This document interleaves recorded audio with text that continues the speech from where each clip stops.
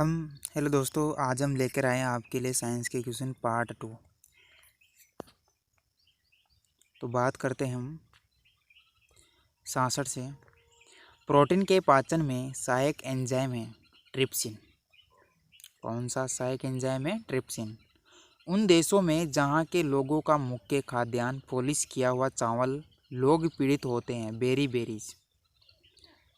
किसका शिकार हो जाते हैं? बेरी का शिकार हो जाते हैं। यानी कि वहाँ का जो मुख्य खाद्यान्न है, वहाँ का जो खाद्यान्न में पॉलिश किया हुआ चावल है, उन चावलों को खाने से बेरी रोग हो जाता है। मांसपेशियों में निम्नलिखित में से किसके एकत्र होने से थकान होती है? लैक्टिक अम्ल अगर मांसपेशियों में एकत्रित हो जाता है तो थकान महसूस होती है। प्रकाश वर्ष होता है।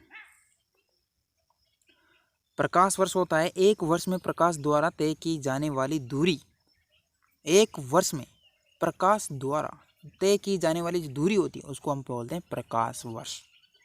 समुद्र की गहराई नापने के लिए कौन सा उपकरण प्रयोग किया जाता है? फेदोमीटर को उपयोग किया जाता है।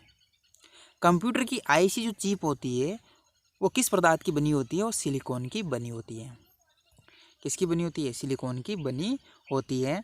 वह काल्पनिक रेखा जो फोकस एवं पोल से गुजरते हुए गोलाकार दर्पण पर पड़ती है वह क्या कहलाते हैं? मुख्य अक्ष कहलाते हैं। क्या कहलाते हैं? मुख्य अक्ष। वह काल्पनिक रेखा जो फोकस एवं पोल से गुजरते हुए गोलाकार दर्पण पर पड़ती है वो क्या कहलाती है? मुख्य अक्ष कहलाती है। अगर किसी वस्तु का फोकस अवतल दर्पण पर पड़ता है तो उसकी छाया कैसी बनेगी? अनंत बनेगी। यदि किसी वस्तु का जो फोकस अवतल दर्पण पर पड़ता है तो उसकी छाया अनंत बनेगी। वह धातु जो अम्ल एवं सार के साथ क्रिया करके हाइड्रोजन निकालती है वह है जिंक। जीव विज्ञान शब्द का प्रयोग सर्वप्रथम किसने किया?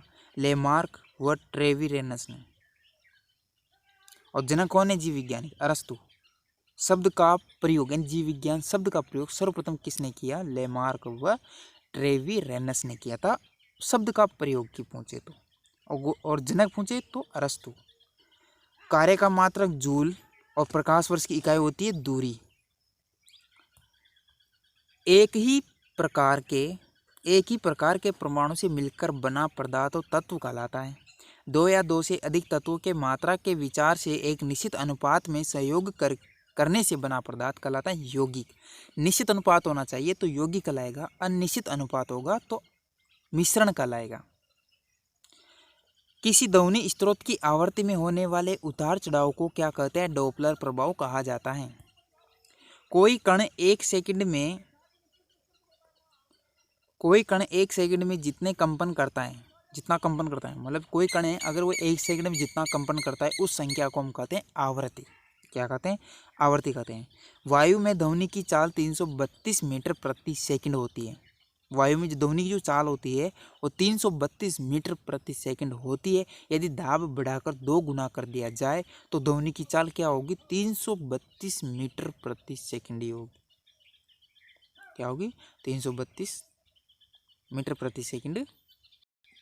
निम्नलिखित में से किस समय का मात्रक नहीं है? प्रकाश वर्ष नहीं। समय का मात्रक प्रकाश वर्ष नहीं, दूरी का मात्रक है। पार्श्विक इकाई एक दूरी है, ये भी दूरी की मात्रक है। और दूरी पार्श्विक भी दूरी को मापने के लिए प्रयोग में लिया जाता है और प्रकाश वर्ष को भी दूरी को मापने के लिए प्रयोग में लिया जाता है। निम्नलिखित में से कौन धातु होते हुए भी विद्युत का कुचालक है? शीशा विद्युत का कुचालक होता है। धातु होते हुए भी विद्युत का कुचालक है शीशा। निम्नलिखित में से किस अधातु में धातुई चमक पाई जाती है? ग्रेफाइट और आयोडीन में धातुई चमक पाई जाती है। एक गुब्बारे में हाइड्रोजन व ऑक्सीजन गैस के बराबर अणु हैं। यदि गुब्बारे में एक छेद कर दिया जाए तो हाइड्रोजन गैस तेजी से निकलेगी। कपूर के छोटे छोटे टुकड़े के जल की सतह पर नाचते हैं क्योंकि पृष्ठ तनाव के कारण नाचते हैं। कपूर की छोटे छोटे टुकड़े जल की सतह पर नाचते हैं, क्यों? क्योंकि पृष्ठ तनाव के कारण नाचते हैं। पानी का घनत्व अधिकतम कहाँ होता है? कब होता है? 4 डिग्री सेल्सियस पर होता है। यदि दो उपग्रह एक ही वृत्ताकार कक्षा में चक्कर लगाते हैं तो उनके वेग समान होंगे। पृथ्वी की परिक्रमा कर रहे एक उपग्रह से एक पैकेट छोड़ दिया जाए तो उपग्रह के साथ उसी चाल से पृथ्वी की परिक्रमा करेगा। क्या पैकेट भी उपग्रह के साथ साथ चाल से पृथ्वी की परिक्रमा करेगा? निम्नलिखित में से कौन एक यौगिक है? अमोनिया एक यौगिक है। यंग प्रत्यास्थता गुणांक का एसआई मात्रक है न्यूटन प्रति मीटर स्क्वायर है। और कैंडेला का मात्रक ज्योति तीव्रता है। जल एक यौगिक है क्योंकि इसमें रासायनिक बंधों से जुड़े हुए दो भिन्न तत्व होते हैं। वह विज्ञान जिस संबंध में जीवधारियों के अध्ययन से होता है वो क्या कहलाता है? जीव विज्ञान कहलाता है। फाइकोलॉजी में किसका अध्ययन किया जाता है? फाइकोलॉजी में किसका अध्ययन किया जाता है? शैवालों का अध्ययन किया जाता है। जूल निम्नलिखित में से किसकी इकाई है? ऊर्जा। मात्रकों की अंतर्राष्ट्रीय पद्धति कब लागू की गई थी? 1971 में। चमगादड़